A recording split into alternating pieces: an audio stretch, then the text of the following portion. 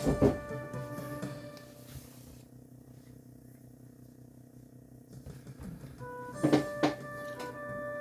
하나님 아버지 하나님 감사를 드립니다. 아버지의 말씀이 살아 역사하셔서 오늘도 저희 새벽제단을 이끌어주시고 부족한 또한 주동을 통하여서 은혜를 베풀게 하여 주셨으니 저희들에게 오늘도 아침에 말씀을 전하는 자나 듣는 자나 모두에게 좋은 동안 은혜를 다해 주옵시고 오직 그 말씀이 살아 역사하셔서 우리에게 영원한 생명을 공급하는 귀한 말씀이 되게 도와주옵소서. 오늘도 순서마다 따뜻하게 있던 순자 못하도 지켜 주옵시고 아침을 내려가는 귀한 시간이오니 저희들의 심령을 열어주옵소서. 영안을 열어주옵소서. 주께 의지하옵나이다. 이것들을 감사드리옵나이다.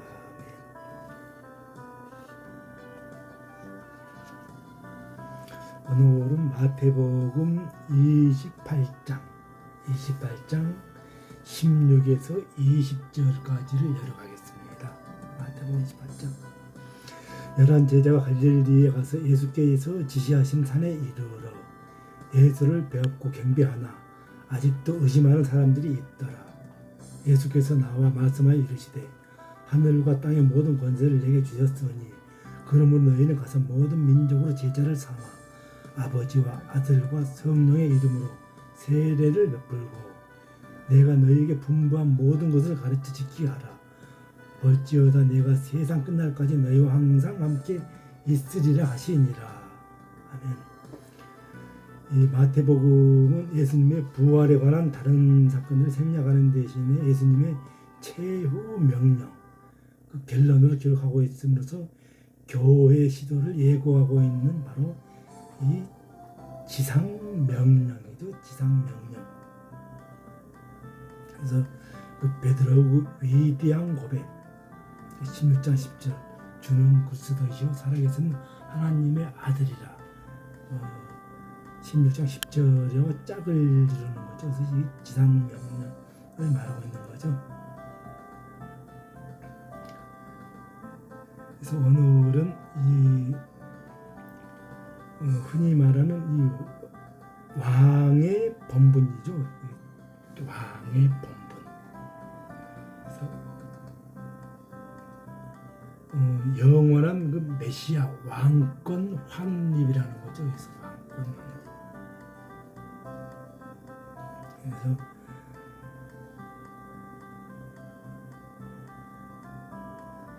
하늘과 땅의 모든 권세를 내게 주셨으니 하늘과 땅에 그러므로 너희는 가서 모든 민족으로 삼아 제자로 삼아 아버지와 아들과 성령의 이름으로 세례를 베풀고 그래서 그 영원한 메시아의 왕권 확립이라는 거죠. 그래서 메시지는 복음을 주어졌고 대부분은 은혜를 줬다는 거죠. 그래서 왕의 대분부 전능하신 하늘과 땅의 임금 앞에서 나의 위치와 반응이죠. 그래서 내가 너희에게 분부한 모든 것을 가르쳐 지키게 하라. 볼지어다 내가 세상 끝날까지 너희와 항상 함께 있으리라 하시니라. 바로 20절이죠. 그것은 임마누엘 애언 성취죠. 승천 후에도 성령 통해 지속적으로 임재하실 것을 약속하고 선언하는 이 대목. 그래서 최후의 명령은 이렇게 이제 함으로써 교회 시대의 애언 이런데 흔히 말하는 지상명령이죠. 그래서 the great 케메이션 수주 권한이죠. 권한 그리고 16장 16절 그래서 the great 컨샤선이죠. 그래서 자백, 고백, 진술서. 그래서 주는 그리스도시요 살아계신 하나님의 아들 그리스도. 흔히 말하는 히브리인들은 메시아라죠. 그리스도가 메시아의 그 헬라어 표현 그리스도.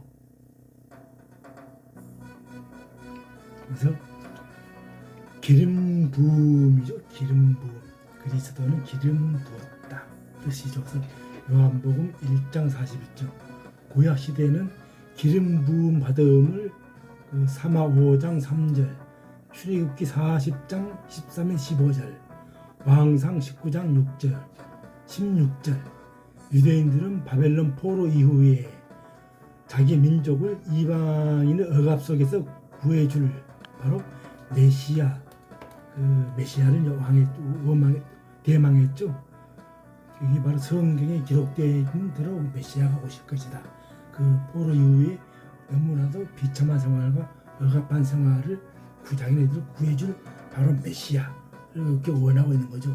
그래서 인류 메시아로 오신 바로 1장 21절, 또 20장, 28장, 요한복음 1장 29절, 바로 아들을 낳으리니 이름을 예수라 하라. 그래서 자기 백성을 그들의 죄에서 구원하신 바로 그 메시아죠. 그래서 헤롯 왕과 그 당시 그 헤롯 왕과 온 예루살렘이 듣고 소동한지라. 그래서 그때 바로 그 왕이 모든 대제사장, 왕이 헤롯 왕이죠. 헤롯 왕이 모든 대제사장과 백성의 서기관들과 그리스도가 어디서 나겠느냐로 갔다가 그냥 헤롯이 물어보죠. 그래서 그 헤롯이라 그러면 그 폭군으로 악명 높았던 그런 로마 황제에 의해서 유대인의 왕으로 그 유대 지방의 왕으로 왔던 헤롯이죠. 하지만은 정작 유대인에게는 인정받지 못한 왕. 그래서 그 유다의 그 합법적 왕위 계승자가 아니라는 거죠. 그랬을 때 유다의 그 합법적 왕위 계승자가 이제 태어날 것을 이렇게 말하고 있는 거죠. 그래서 동상 박사들의 그냥 말을 듣고 이제 당황을 하죠. 당황하는 모습들. 그래서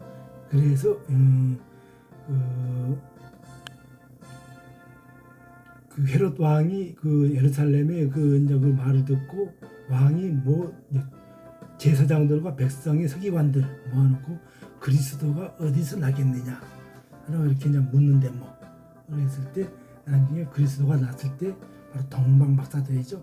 동방 박사들이 황금과 몰약과 유황, 황금, 몰약, 유황이죠. 유황은 이렇게 향료, 성전 제사 때 이제 분향하는 그 레위기 12장 1절에 나오죠. 시체 바르거나 요한복음 13장 39절, 사형수에게 마취제로 사용하였던 마가복음 15장 23절, 항수로 사용하기도 했다. 그래서 잠언 7장 10절, 오르게네스 이후 황금은 왕에게, 그다음에 유황은 하나님, 몰약은 장차 십자가에 이제 죽으실 그리스도께 드리는 예물을 받들어지 위해서 이제 왕권의 이제 그 성신성을 이렇게 나타나했던 이런 그 말이 그 황금과 몰약과 유황을 이렇게 드림으로써 그 예수님의 그 왕권이죠. 왕권, 영원한 그 생명, 그리고 에덴이 회복되는 걸 말하죠. 에덴이 회복되는 것. 여기서 우리가 한번 짚고 넘어가야 될 것은 바로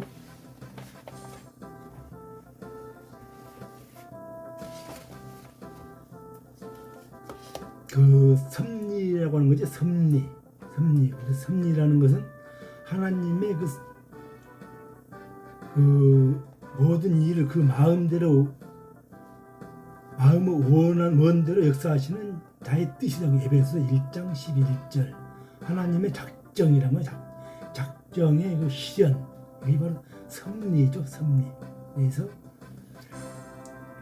그 하나님의 섭리의 역사들은 그들의 모든 피조물들과 그것들의 모든 행동들을 위해 그의 가장 거룩함에 지혜로움에 능력 있는 보존과 정치라는 거죠, 이거죠. 이 바로 하나님의 섭리가 하나님의 정치라고 하는 것이죠. 그래서 섭리는 보존과 정치를 포함하고 있다는 거죠. 이렇게 했을 때 섭리란 창조주가 자기의 모든 피조물들을 유지하시며 세계에 생성하시는 만사를 공작하시며 만물을 그 정명된 목적에 향하여 지도하시는 신적 정령의 계속적 활동이라고 이렇게 그 정리라고 있죠. 그래서 섭리의 그 성질은 보편성, 주밀성, 주권성, 의원성에서 3요소면 보존, 협력, 정치. 그래서 섭리의 그 보존이라고 하면 창조와 구별하여 우주의 그것이 능력들을 유지하며 특별하고 계속적 신적 활동이라고 하여지는 것을 이렇게 해서 신명기 33장 12절 25, 26절 3상 2장 9절 느헤미야 9장 6절 욥기 7장 20절 시편 36장 6절 이렇게 쭉 보존을 하고 있는 것 이렇게 해서 협력이 교리라고 그러죠. 교리 협력. 하나님의 섭리는 피조물의 존재뿐만 아니라 활동 후 공작에도 관계하신다. 공작.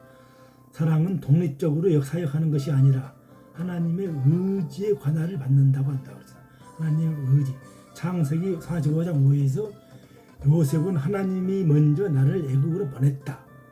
그래서 출애굽기 4장 11, 12에서도 모세의 입에 함께하여 말한 것을 가르쳐주겠다. 그래서 여호수아 11장 6에서도 적을 이스라엘에게 내주었다. 잠언 21장 1에 왕의 마음을 여호와의 손에 있다.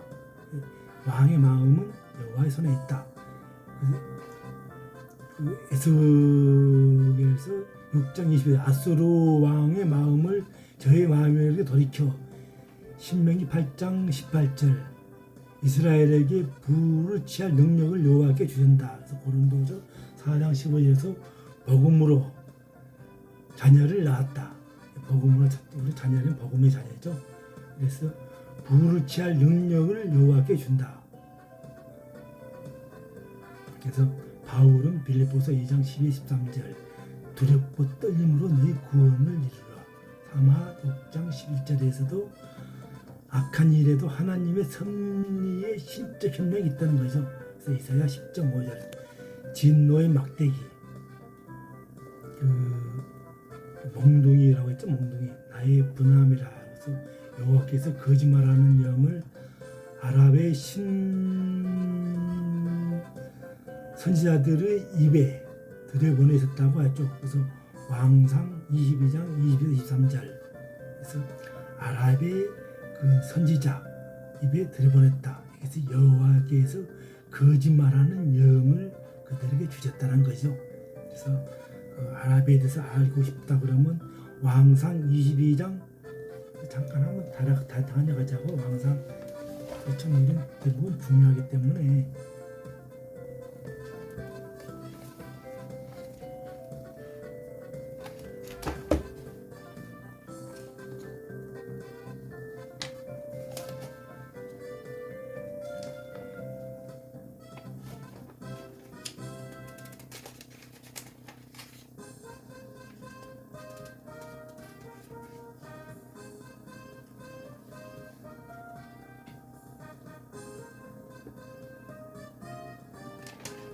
22장 20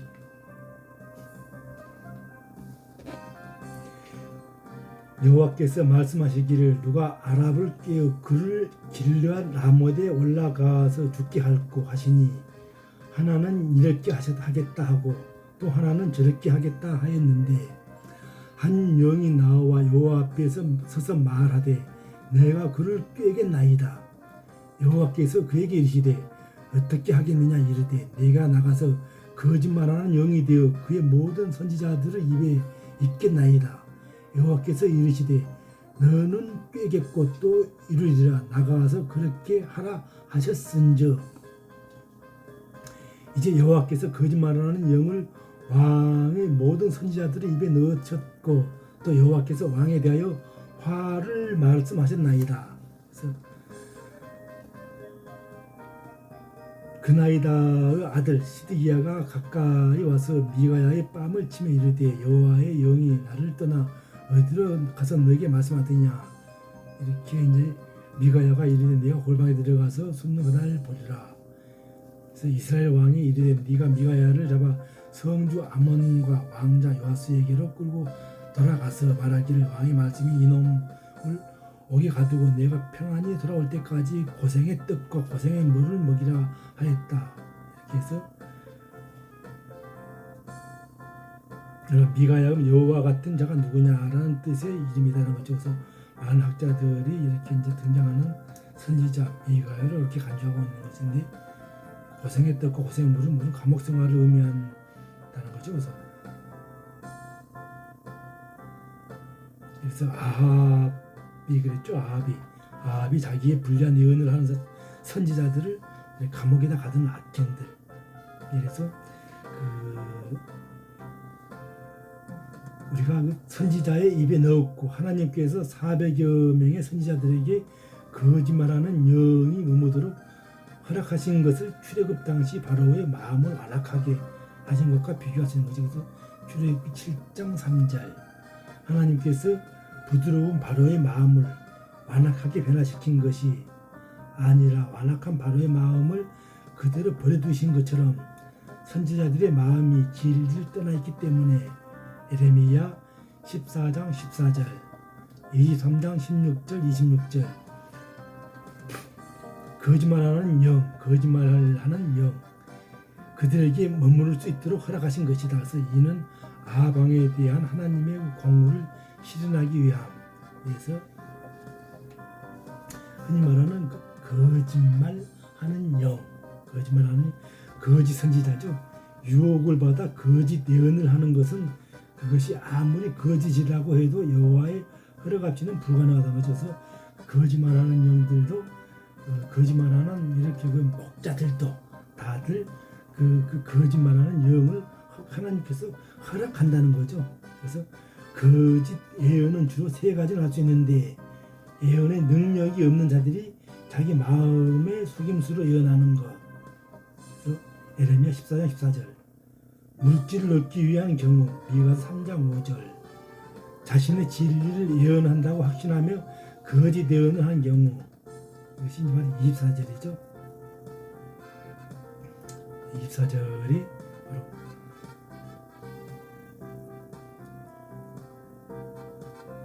그나나의 아들 시드기야가 가까이 와서 미가야의 뺨을 치며 이르되 여호와의 영이 나를 떠나 어디로 가서 내게 말씀하더냐 했을 때 이것이 바로 거짓 예언을 하는 경우 진리를 예언한다고 확신하면서 거짓을 예언했던 거죠. 이처럼 오늘날의 그 아랍들의 그 거짓말하는 영을 이렇게 부어서 좀 신적 협력의 특성이죠. 이것이 바로 그래서 신적 협력의 그 동작에는 그 바로 동작 신체적 그 성결적이죠. 신체적 성결적 시간적 의미에서가 아니라 그 논리적 의미에서다는 거죠. 고린도전서 12장 6절, 에베소 1장 11절, 빌립보서 2장 14절. 그래도 동시적 협력이라는 거죠. 그래서 직접적이라는 거죠. 너희 안에 행하신 일은 하나님이시니 자기의 기쁘신 뜻을 따라서 하나님은 사람을 범죄하도록 동력적으로 일으키지 않으신다. 그래서 창세기 45장 5절 이하로 쭉 읽는 거예요. 그래서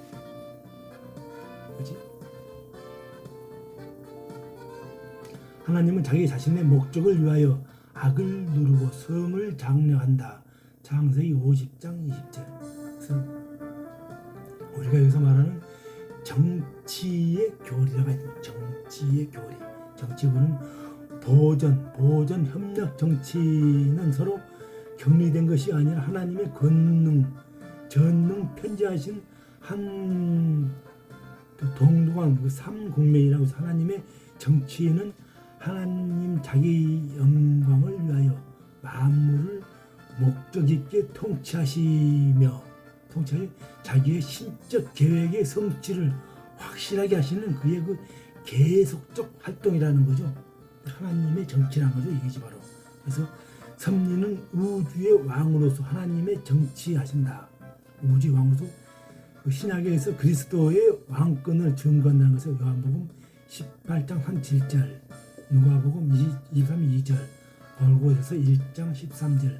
하나님의 정치는 우주적이며 그래서 만세와 만대의 하나님의 모든 피조물들과 그들의 행동을 대상으로 포함한다는 거죠. 디모데전서 1장 17절, 6장 15절, 이렇게 다니엘서 4장 34절, 35절, 시편 22장 28절, 우리가 잘 아는 103편, 197편. 통치는 시간적, 공간적 경계를 가지지 않는다. 이는 영원한 신적 어떤 그 실행, 계획의 실행이고 외면적 세계, 이성, 비성, 피조물들. 잠언서 21장 1절, 시편 104장 22편, 또 이렇게 그 시편 127편 2편, 잠언 16장 30절. 이렇게 사람의 선악 모두 관할 아래 든다.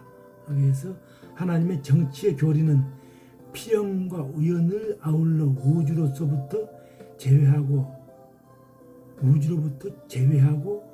무한 편재하시는 하나님의 지성적 보편적 관할을 대용한다고 해서 특별 섭리와 이렇게 특별 섭리, 특별히 이렇게 기도 응답, 하나님의 특별 섭리 중에는 이적이 있다는 거죠. 그래서 이적을 행함에 있어서 이성적 피조물들에게 특별한 간섭으로서 기도의 응답, 고통에서 구출, 은혜와 구조, 위급한 이렇게 상황에서 이렇게 이제 우리에게 이제 그 같은 이렇게 이제 그 질서, 어떤 그 사변의 질서에 특별한 이렇게 신적 간섭이라는 거죠.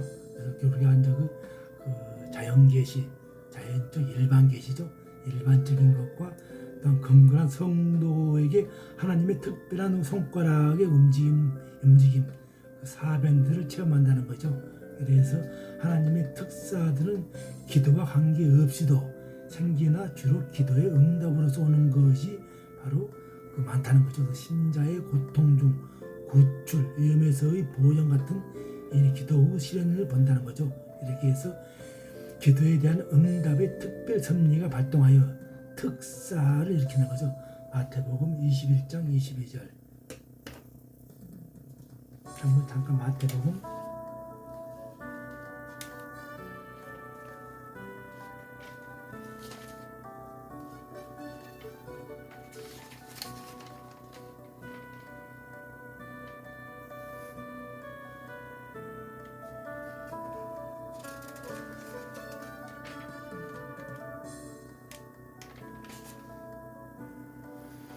너희가 기도할 때 무엇이든지 믿고 구하는 것은 다 받으려 하시니라. 했을 때 우리가 믿음으로 기도를 한다는 거죠. 믿음으로 믿고 믿음으로 받은 줄 알아 라는 이런 대목들. 그래서 저희들에게 뭐 기도의 응답들, 그래서 이적의 정의라는 거죠. 그래서 성경의 이적은 구속의 목적과 계시의 증명으로 하나님을 구속하신 신체적 계획의 계시를 죄인들에게 증명하여 신종케 하려고, 그래서 이적들이 필요했다. 그래서 마태복음 5장 12장 28절 이런 식으로 쭉 나열되어 있는 것이죠. 그래서 우리가 바로 그 사도신경에서도 그 우리가 그 죄를 사하여 주시는 것을 믿어야 한다는 거죠.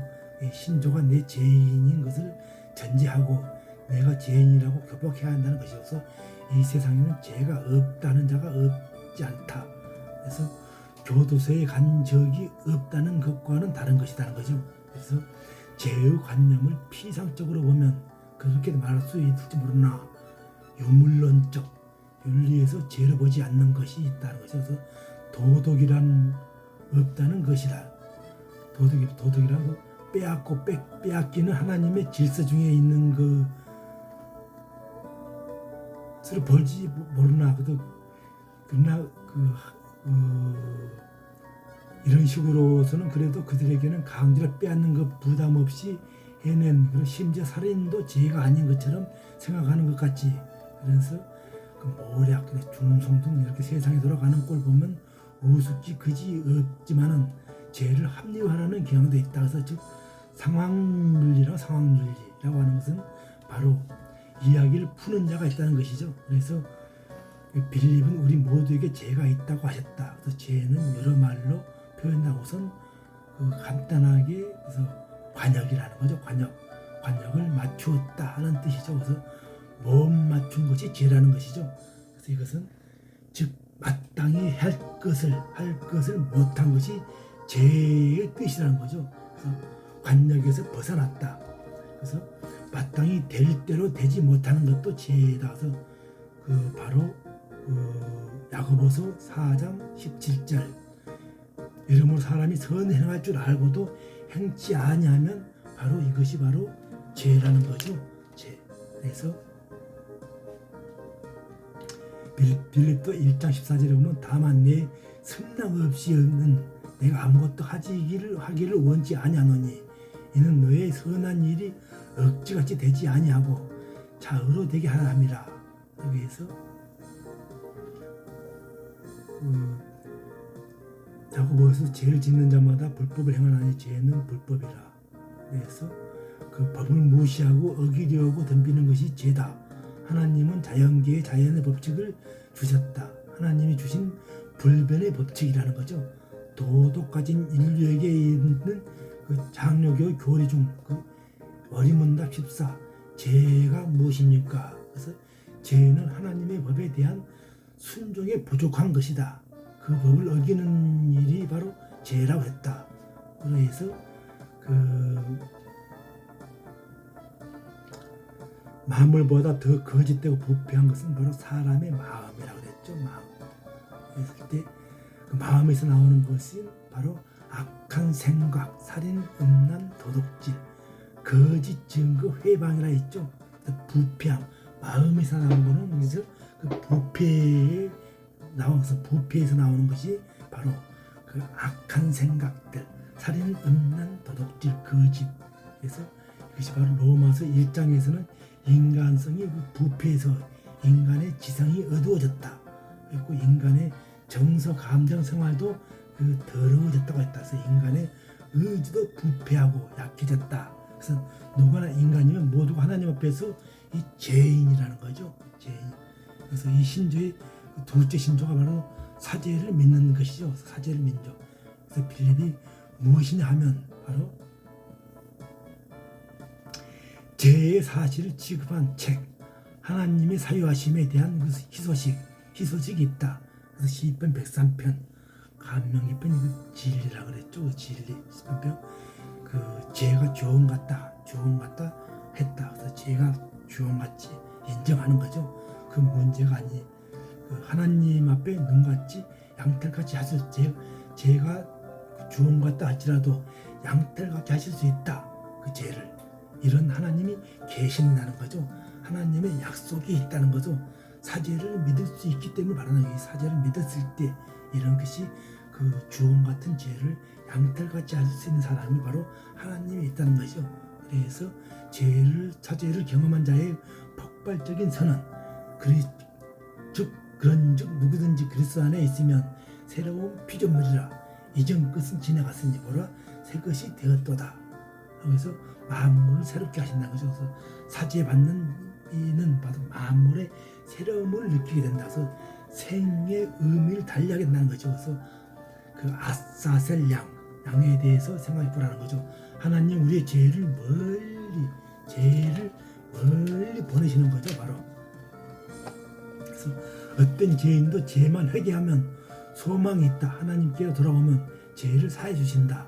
그래서 이 신약의 세 번째 뜻, 하나님이 해놓으신 일과 우리 인간이 한 일에 있다는 거죠. 그래서 객관적 요소가 있다는 것이죠. 그래서 하나님이 하신 일을 기록되어 있다는 것은 하나님께서 자기 백성을 구원케 위해 그 아들 예수님을 보내신 것이다. 이 예수님을 회개하고 사죄받고 그를 믿게 되면 세상 죄를 지고 가는 하나님의 어린 양으로 보여진다는 거죠. 그래서 그 예수님은 죄인을 불러 구원시켜 오셨기 때문에 병자를 찾아 고치려 의사처럼 오셨다. 자기 목숨을 많은 사람들의 대성물로 주려고 오셨다. 그 아들 예수의 피가 우리를 모든 죄에서 깨끗하게 하셨다.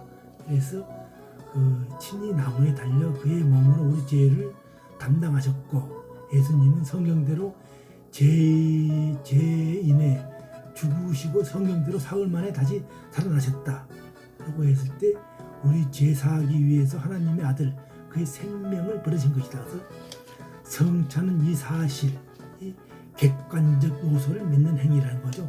그래서 우리가 성찬식을 하고 있는 것은 이것이 그 객관적 요소로 행위하는 것이지, 우리 사죄하기 위해 하나님께서 이런 놀라운 일을 하셨다라는 것을 이걸 객관적으로 이렇게 그 논리라는 거죠. 이게 성찬식이. 그랬을 때 우리의 할 일은 무엇인가? 죄를 회개하고 하나님께 돌아가는 것이다. 그래서 마음을 고쳐 돌아가는 일, 돌아서서 그리스도를 보아야 한다는 거죠. 속죄의 주를 보아야 한다는 거죠. 이후에 죄를 경히 여기지 말아야 한다는 거죠. 그래서 성경은 분명히 경고를 하죠. 죄는 반드시 받아야 할 삭이 있다는 것이죠. 양심 속에 벌이 온다. 육체에도 벌이 온다. 사업에도 벌이 온다. 3, 4대까지도 벌이 온다는 것이죠. 죄의 값이 있는데 사망이라 했죠. 사망. 살 길은 오직 회개뿐이다. 개인도 가정도 민족도 다 그렇다. 그래서 그 회개하고 돌아와야 한다. 회개를 미룰 것보다 못 된다. 그래서 그 빌립은 오늘 구원의 날이요 지금은 은혜 받을 때라 했다서 회개는 내일로 미룰 것이 아니라 바로 오늘이라는 거죠. 지금이라는 거죠. 이 시간이라는 거죠. 이 새벽 시간이라는 거죠. 이 구원의 논리를 알고 이것을 우리가 행할 때 바로 우리에게 하나님께서 이 시간에 영을 우리에게 깨우쳐 준다는 거죠. 그래서 영을 깨우친 이 시간에서 봐서 협력에 우리에게 반드시 그 뜻을 준다는 거죠. 바로 그 협력의 교리, 하나님께서 우리에게 주시는 그 섭리죠. 섭리. 시간 섭리를 통하여서 우리가 반드시 깨어나는 이 시간 속에서 우리가 바로 깊이 있는 이런 문구들 오늘날에 저 아랍이 왜 하나님을 외면하고 저렇게 그 이스마엘을 내세워서 육적 장자죠. 육적 장자인데 우리는 바로 그 하나님의 계보대로 내려와서 아브라함으로 계보대로 내려와서 그거는 그 예수를 통하여서 바로 그 영적 하늘의 바로 그 상속권 장자의 영 바로 상속권을 받는 것이죠. 그래서 우리가 반드시 주님의 그 부활의 영이죠. 부활의 영. 그래서 우리가 반드시 부활신앙을 믿음으로써 우리가 반드시 주님의 그 낙원 다시 재림 때 그 왕으로 오시는 그 주님을 말하고 있는 거죠. 그래서 고린도서 4장 14절에 보면 그중 이 세상에서 신이 믿지 아니하는 자들이 마음을 혼미케 하여 그리스도의 영광에 그 마음의 광채가 비지 못하게 함이니 그리스도는 하나님의 형상의 형상이라. 그래서 이 말씀하고 있는 이 말씀의 뜻은 예수님의 빛이 있는데 이 빛을 비추지 못하게 함으로써 생명을 얻지 못하게 했다는 것이죠. 그래서 누가 못하게 하는 것입니까? 그래서 마귀죠. 사단이죠. 사단. 그래서 예수의 생명을 얻지 못하게 막는다는 것이죠. 그래서 그러므로 빛에서 그 강조하는 첫 번째 내용이 바로 생명에 있음을 알 수가 있다는 거죠. 생명. 흔히 우리는 영적으로 주로 있는 그 사람들을 볼 수 있는데 그것을 바로 주님의 그 빛을 받지 못했기 때문에 바로 하나님의 말씀 앞에서 우리들의 그 영혼을 내어놓고 그 빛을 받으면 영혼이 살아서 나는 것이죠. 그래서 아무도 예수를 잘 믿고 사람도 몇 주 동안 하나님 말씀을 듣지 못하고 주님의 은총을 떠나서 살면 얼굴이 어두워진다는 거죠. 그래서 왜 그렇습니까? 영이 죽었기 때문이다. 그래서 우리는 날마다 빛 대신 말씀 앞에서 나옴으로써 우리의 영혼을 소생시키는 그런 은혜의 백성들이 되어야 된다는 거죠. 그래서 이런 것은 또 뭐 다음에 가고요. 다음에 이렇게 이제 뭐 시간 날 때 이런 것은 가장 못하고 우리가 이럴 때 우리 그 육신에서도 그 생명, 그 음식이죠. 생명이 들어가는 순간부터 그 음식이 들어가는 순간부터 그 치열한 싸움이 벌어져 육신의 음식이 들어가면서 그 우리가 살겠다고 음식을 먹는 순간부터 어떤 일이 벌어지는가 보다 부수고 위에서 영양분을 골라내죠. 그 싸움을 하죠. 그래서 간에서는 영양분 속에서 들어있는 독성을 걸러내는 싸움을 하죠. 간에서는 싸움을 하고 또 영양분을 우리 몸속에 구석구석 내보내면서 백혈구가 우리 몸속을 돌아다니면서 또한 그 열악한 그 치열한 싸움을 하고 있죠. 그래서 혈액감, 그 흰자가 왜 생겨납니까? 우리 몸속에 있는 이 백혈구 안에 있는 그 백혈구가 이 이상한 마음을 먹어서 싸우지 않으려고 하고 나쁜 병이 들어와도 싸움을 하지 않기 때문에 그런 그 사태가 벌어진다. 바로 이것이 바로 죽는 것이라는 거죠. 그래서 우리는 항상 그 싸움에 있는 것이요. 싸움이 살아서 움직이고 살아있다는 것은 언제나 그 싸움이죠. 싸움. 그래서 그 백혈구가 막 싸워서 움직이듯이 우리가 언제나 우리 몸속에서도 이렇게 음식이 들어가면 생명이 들어가면 이렇게 속에서 싸움이 일어난다는 거죠. 싸움이 일어나서 우리가 싸움 속에서 바로 우리가 싸움에서 이겼을 때 바로 우리 육신의 생명이 이렇게 살아나는 거죠. 그래서 우리의 신앙도 마찬가지라고 평탄하게 신앙생활을 하고 했다는 것은 바로 하나님을 무덤덤하게 아무렇게나 신앙생활하고 싶다는 것이죠. 이게 무슨 뜻입니까? 죽겠다는 것과 같은 것이죠. 그래서 신앙생활도 하나님의 말씀에 뿌리를 내려서 말씀대로 그대로 갔을 때는 우리가 반드시 그 영성의 말씀들 이것을 반드시 우리가 공부를 할 수 있지만은 우리가 살아있으면 끝까지 싸워야 한다는 것이죠. 그랬을 때 우리 신앙에도 이렇게 싸움, 그래서 우리의 생명적인 그 가장 왕성할 때 바로 치열한 싸움이 일어날 때 언제 교회가 싱싱해집니까? 그래서 악한 마귀하고 싸움을 벌일 때 힘있는 교회가 되고 능력 있는 성도들로 변화받게 된다는 것이죠. 그래서 하나님께서 우리에게 주시는 생명은 바로 싸우라고 주시는 것이라는 것이죠. 그래서 우리가 우리의 생명이 싸움이라는 것을 명심하고요. 날마다 영적 싸움에서 승리를 해야 된다는 거죠. 이렇게 해서 오늘도 시간이 많이 됐기 때문에 여기서 마치겠습니다.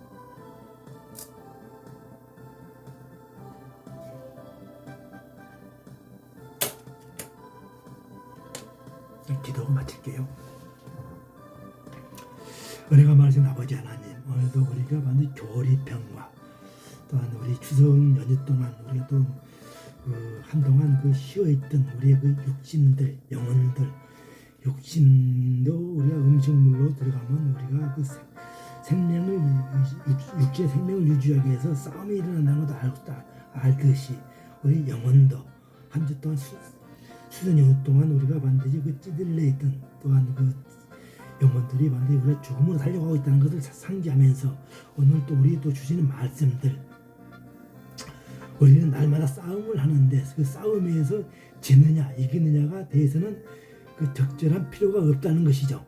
그래서 빛이 어두움에 비추래 어두움이 깨닫지 못하였더라 라는 말씀을 우리가 알았습니다.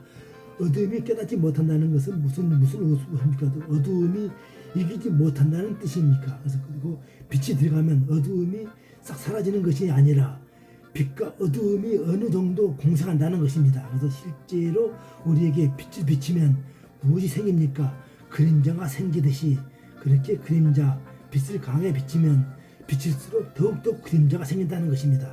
그래서 우리에게 바로 그 빛, 생명의 빛을 우리가 바로 깨닫고 우리가 신앙생활도 그렇게 미지근하게 덤덤하게 이것도 아니고 저도 아니고 오늘날의 그 아랍인들이 왜 저렇게 되어 있는가, 바로 우리가 반드시 그 영적 이스라엘 하나님의 말씀에서 벗어나서 환락에 벗어나서 그렇게 저들에게 그 무지한 그 선지자들의 그리고 하나님께서 그렇게 승낙하셨다는 것을 우리가 알 수가 있듯이 우리가 반드시 그런 것을 우리가 반드시 하늘의 장자권으로서 장자의 영을 믿으면서 우리가 바로 영적 아버지의 그 말씀 속에서 깊이 뿌리내리면서 오늘도 승리할 수 있는 저와 여러분 되기를 강하게 부탁드리며 주께 의지하옵나이다. 이 생각들을 감사하기도 줍나이다.